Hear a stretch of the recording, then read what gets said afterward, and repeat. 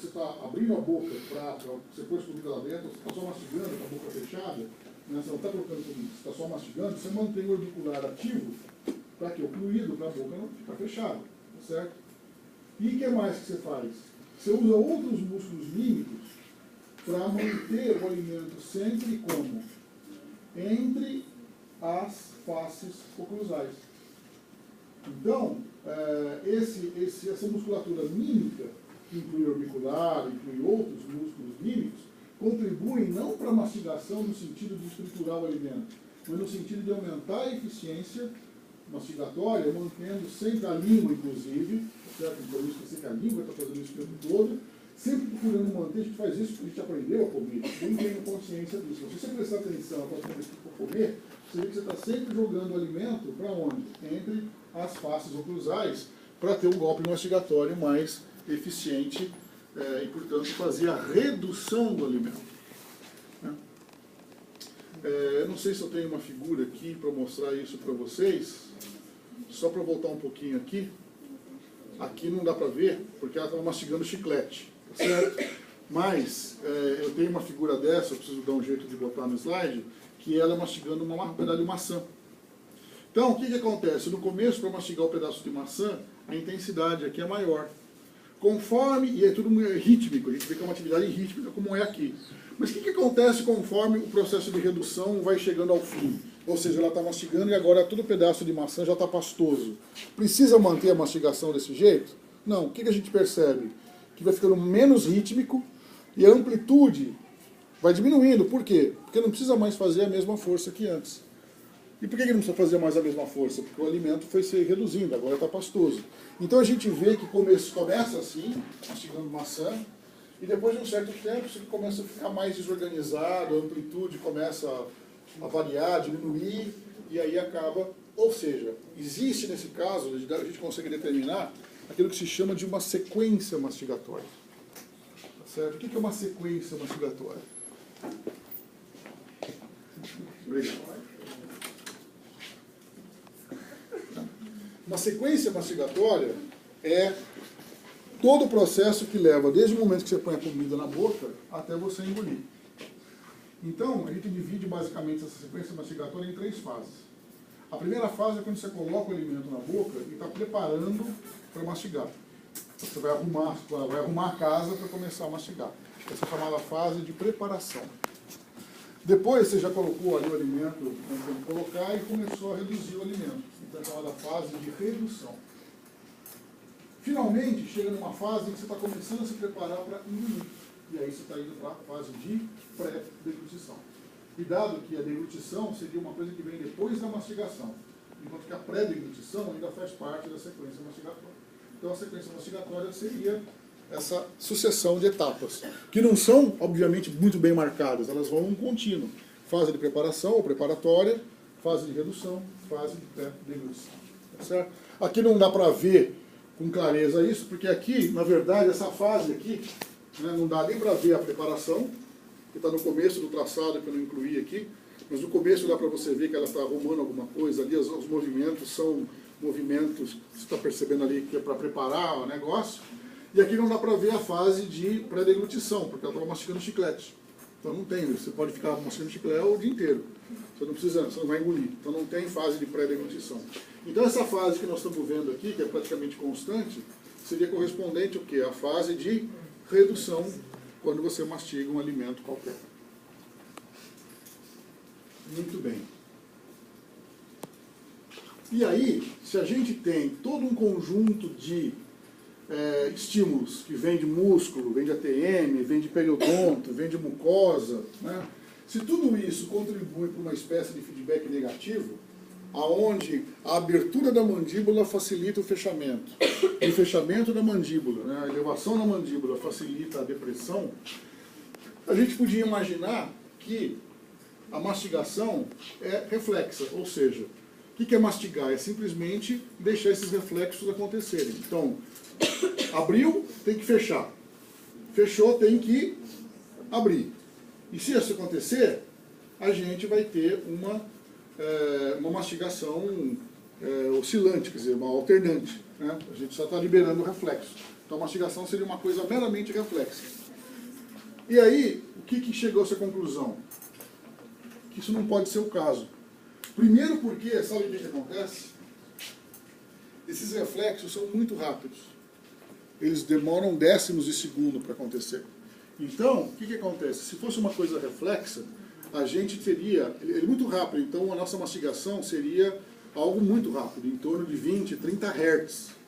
Ou seja, 20, 30 ciclos por segundo. Agora, é assim que a gente mastiga? Não, nós vimos no slide minutos atrás que a frequência da mastigação da voluntária que era quanto? 1 Hz, 1,5 Hz, ou seja, entre 1 e 2 ciclos por segundo. Então isso cai por terra. E outra coisa que jogou uma pá de cal nessa coisa da teoria reflexa é que se você registrar um nervo motor, por exemplo, nervo masseter, você tem uma atividade lá, você vê uma atividade, potenciais de ação na fibra que estão lá inervando o músculo e fazendo o que tem que fazer. Agora, se você vem aqui e paralisa o músculo, você injeta, por exemplo, curário no músculo, você paralisa o músculo e ele para de funcionar. Mas essa atividade aqui continua acontecendo. Se essa atividade aqui continua acontecendo, é porque ela não depende do reflexo, da mandíbula estar funcionando. É uma coisa que acontece periodicamente por conta de alguma coisa que vem de cima. Então a mastigação não é uma coisa reflexa, mas é uma coisa que vem de algum centro superior. Tá certo?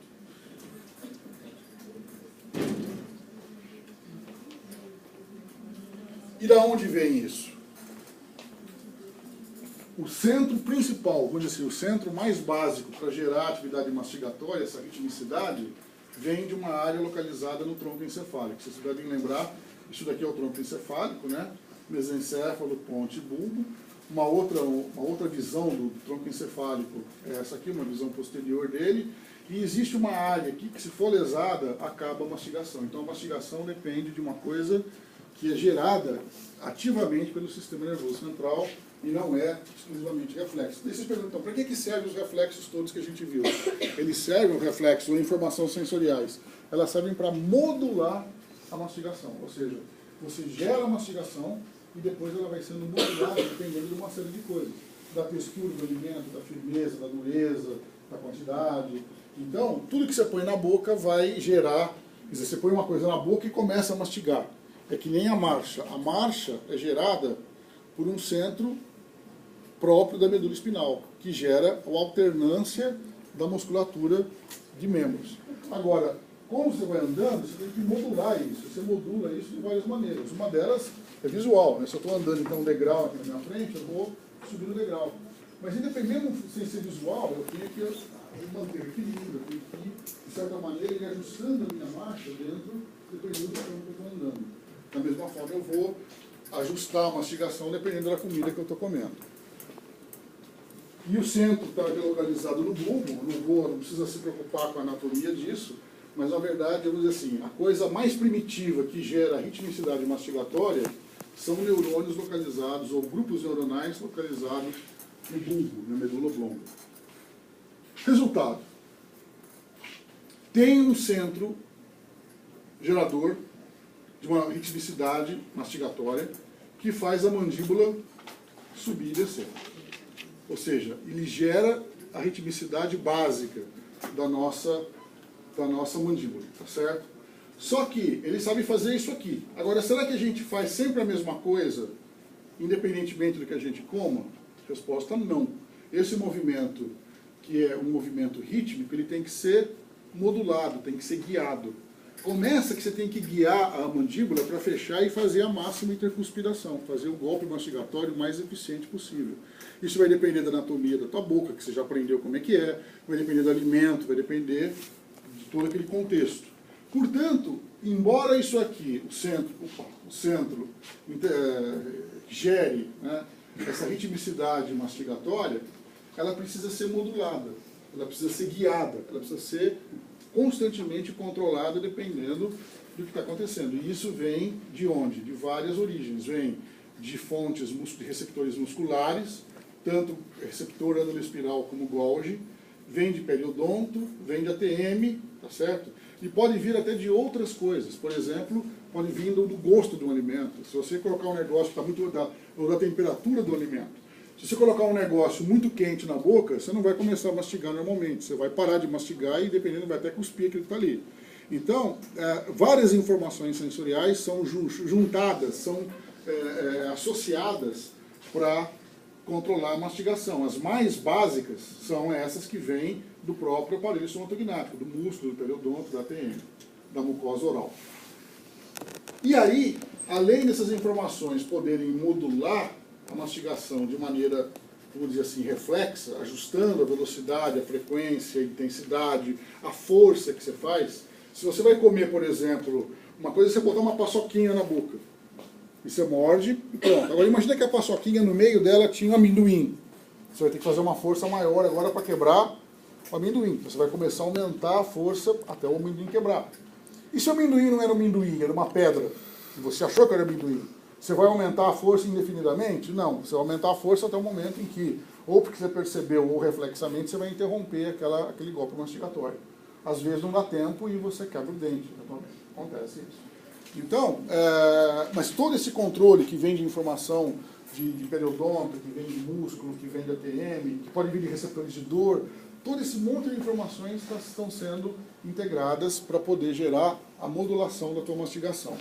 E além disso, vem informações de cima, por exemplo, de córtex cerebral, que inclusive é trocada com cerebelo, que eu não vou entrar em detalhes, acho que o Donato deve ter falado de cerebelo para vocês, e informações diretas do córtex com o tronco encefálico. Então eu vou dar um exemplo disso. O que tem a ver essa coisa voluntária e tudo mais? Bom, começa que você vai comer um negócio, e você, em geral, para comer um negócio, você está acordado e você está decidindo conscientemente a fazer aquilo. Então você chega, põe o negócio no prato e começa a comer. Então, em geral, o início da tua alimentação, do processo de mastigação, em geral depende de uma coisa volitiva, volitiva no sentido de ser da sua vontade, da sua decisão e tudo mais. Quando você começa a comer, a coisa fica muito mais reflexa. Você tem um centro que gera a ritmicidade e você tem todo um grande número de informações que modulam. Tanto é que você pode conversar com alguém, você está comendo, você tem esse vício, né? Você vai no rodízio, senta lá, o cara chega, picanha, cupim, maminha, fraldinha, e você está lá engajado numa conversa, você nem está prestando atenção no que você comeu. Quanto mais prestar atenção na mastigação, você vai mastigando. Então, às vezes você comeu 5, 6 tipos de carne, e se alguém perguntar que carne você comeu, você não vai lembrar, porque você estava tão envolvido na conversa e tal. Resultado, existe um processo de mastigação que é muito automatizado. Inclusive quando você está comendo coisas familiares, que você já conhece e tudo mais. Agora imagina a seguinte situação. Você vai na casa de alguém que te convidou, assim, sei lá, conhecer a sogra, né? E aí a sogra chega e põe lá um salgadinho, você pega e come, está conversando e tal.